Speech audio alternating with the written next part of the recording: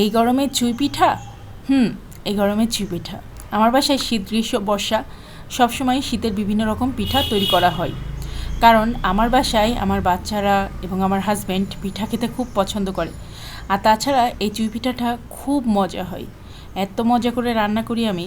তো চলেন আপনাদের সাথে রান্নার ভিডিওটা শেয়ার করি। আজকে আমি চুই পিঠা কিছু বানিয়ে নিয়েছি চালের গুঁড়ি দিয়ে। আর সবার প্রথমে আমি দুধের যে শিরাটা সেটা তৈরি করে নিচ্ছি। তো আগে থেকে জাল করে রাখা 2 কেজি দুধ আমি এখানে দিয়ে দিচ্ছি। এর মধ্যে কথা আছে, 2 কেজি দুধ কিন্তু এখানে 2 কেজি ছিল না, 4 কেজি দুধ আমি জাল করে ঘন করে নিয়ে 2 কেজি করে নিয়েছি। এতে করে চুই পিঠাটা খেতে খুব মজা হয়। কিছু গোটা গরম মশলা দিয়ে দিলাম, আর হালকা একটু লবণ দিয়ে দিলাম। মিষ্টি খাবারে একটু লবণ দিলে আমার কাছে ভালো লাগে। আর দিয়ে দিলাম খেজুরের গুড়। খেজুরের গুড়টাকে আগে থেকে জাল করে একটুখানি পাতলা করে রেখেছিলাম, আর সেটাকেই দিয়ে দিলাম। এখন এটা একটু ফুটে উঠলে তারপরে এর মধ্যে আগে থেকে কেটে রাখা চুই পিঠাগুলো দিয়ে দিব। চুই পিঠাগুলো আমি চালের আটার গুঁড়ি দিয়ে বানিয়ে নিয়েছি। এখন আবার বাজারে রেডিমেড চুই পিঠাও পাওয়া যায়, তবে সেগুলো খেতে আমার ভালো লাগে না। নিজে হাতে বানানো চুই পিঠাগুলো অনেক বেশি মজা। তো আমি এখন চুই পিঠাগুলো দিয়ে দিব। যদিও আমার চুই পিঠাগুলো দেখতে একদম ভালো হয়নি, কিন্তু খেতে দুর্দান্ত হয়েছে।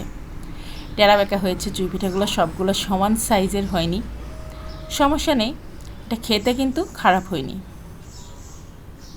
আর গরমকালে মাঝে মাঝে শীতের পিঠা খেয়ে দেখবেন অনেক মজা লাগে। আমার বাসায় তো সবাই পিঠা খেতে খুব বেশি পছন্দ করে, আর সবচেয়ে বেশি পিঠা খেতে পছন্দ করে আমার বড় মেয়ে আর আমার হাজব্যান্ড। ভীষণ পিঠার পাগল। তো আমার বাসায় শীতের পিঠা মাঝে মাঝে বানানো হয়, সেটা যে কোনো সময়, শীত গ্রীষ্ম বর্ষার যে কোনো সময়। তাই ভাবলাম এই ছোট্ট ভ্লগটা আপনাদের সাথে শেয়ার করি। তো দুধটা ফুটে ওঠার পরে কিন্তু আমি এই চুই পিঠাটা দিয়েছি, আর চুলার আঁচ এখন কিন্তু একদম লোতে রেখেছি। আর খুব আস্তে আস্তে আমি এই পিঠাটাকে একটু নেড়ে দিচ্ছি। এখন চুলার তাপমাত্রাটা আমি একটু বাড়িয়ে দিব। তারপরে কিছুক্ষণ আমি এটাকে রান্না করব, এবং খুব বেশি ঝোলটাকে শুকাতে যাবেন না। কিছুক্ষণ পরে এমনি দেখবেন এই শিরাটা চুই পিঠা টেনে নিয়েছে, আর এই শিরাটা আরও বেশি ঘন হয়ে যাবে। তাই এরকম শিরাটা পাতলা থাকা অবস্থায় নামানো ভালো। অনেক সময় দেখা যায় যে শিরাটা বেশি ঘন করে ফেললে পরে এই চুই পিঠাটা যখন ঠান্ডা হয় তখন একটার সাথে আরেকটা লেগে যায়, খেতে কিন্তু তখন একদম ভালো লাগে না। তাই চুই পিঠাটা একটু ঝোলঝোল থাকলেই নামানো উচিত। দেখেন আমি আপনাদেরকে টেক্সচারটা দেখাচ্ছি, ঠিক এরকম ঝোলঝোল অবস্থাতেই আমি নামিয়ে রেখে দিয়েছি। এখন চুই পিঠাটা তো আর গরম অবস্থাতে খাওয়া যাবে না, একটু ঠান্ডা হলে খেলে বেশি ভালো লাগে। গরম গরমও খাওয়া যাবে, বাট একটু ঠান্ডা হলে খেলে খুব বেশি মজা লাগে।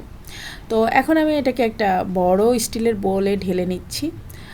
আর চুই পিঠাটা যত ঠান্ডা হয় ততই বেশি মজা লাগে। মিষ্টি যে কোনো খাবার একটু ঠান্ডা হলে বেশি ভালো লাগে। তো যাই হোক, আমি রান্না করার পরে গরম গরমই সবাইকে খেতে দিয়েছি, কিন্তু কিছুক্ষণ পরে খেতে দিয়েছি, আধা ঘন্টা পরে খেতে দিয়েছি, যখন একটু গরমটা কমেছে। কারণ খুব বেশি গরম খেতে গেলে বাচ্চারা দেখা যায় যে মুখ পুড়ে যায় বা জিভা পুড়ে যায়, সেজন্য আমি একটু ওয়েট করি, তারপরে খেতে দিই। তো একটু ঠান্ডা হওয়ার পরে আপনাদেরকে দেখাচ্ছি, ঠিক আধা ঘন্টা পরে দেখেন শিরাটা কিন্তু অনেকটাই টেনে নিয়েছে, আর এই শিরাটা কিন্তু আর একটু ঘন হয়ে গেছে। এটা কিন্তু আরও 1 ঘন্টা পর আরও বেশি শিরা টেনে নিবে এবং আরও একটু ঘন হয়ে যাবে, কিন্তু একেবারে একটার সাথে আরেকটা লেগে যাবে না, তখন কিন্তু একেবারে মালাইয়ের মতো হয়ে যাবে। তাই এই চুই পিঠাটা রান্না করার সময় কখনোই ঝোলটাকে একদম শুকিয়ে ফেলবেন না বা একদম গাঢ় করে ফেলবেন না, তাহলে কিন্তু পরে যখন খেতে যাবেন তখন কিন্তু আর ভালো লাগবে না। ঠান্ডা হওয়ার পরে এটা একটার সাথে লেগে যাবে, আর লেগে গেলে কিন্তু ওই চুই পিঠা খেতে একদম ভালো লাগে না। তাই একটু ঝোলঝোল অবস্থায় নামাবেন, কিছুক্ষণ পরে দেখবেন ঠান্ডা হওয়ার পরে এটা টেক্সচার ঠিক হয়ে গিয়েছে।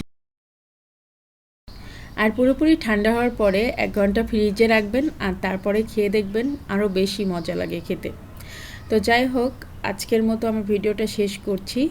সবাই ভালো থাকবেন, আর এই শীতের পিঠা গরমকালে খেয়ে দেখবেন অনেক ভালো লাগে। আজকের মতো আল্লাহ হাফেজ, সবাই ভালো থাকবেন।